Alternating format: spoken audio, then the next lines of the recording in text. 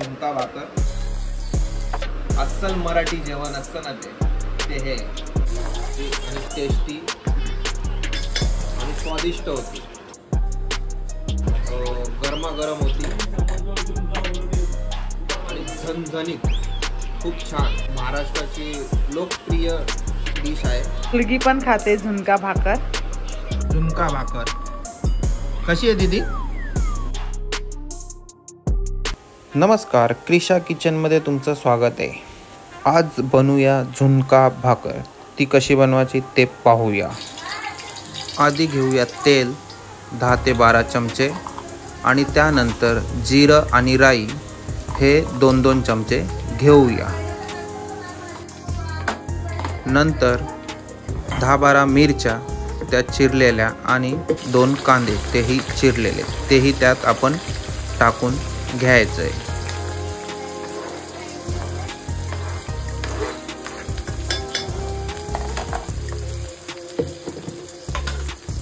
चवीनुसार मीठ आणि त्यानंतर आपण थोडीशी चिरलेली कोथिंबीर घेऊया.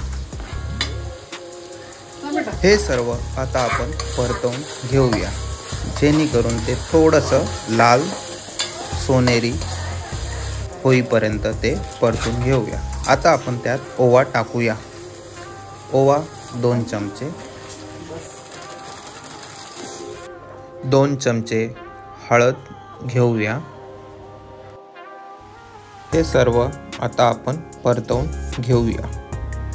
आता आपण घेऊया बेसन 500 ग्राम आणि त्यानंतर त्यात थोडंसं पाणी टाकून ते चांगलं मिक्स करून घेऊया.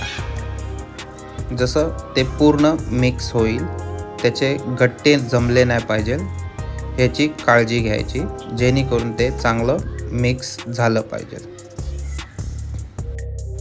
आता हे बेसन आपण त्या कढईत घेऊया आणि हळूहळू रवीने ते हलवत राहूया, जेणेकरून ते चांगल्या प्रकारे मिक्स झालं पाहिजे.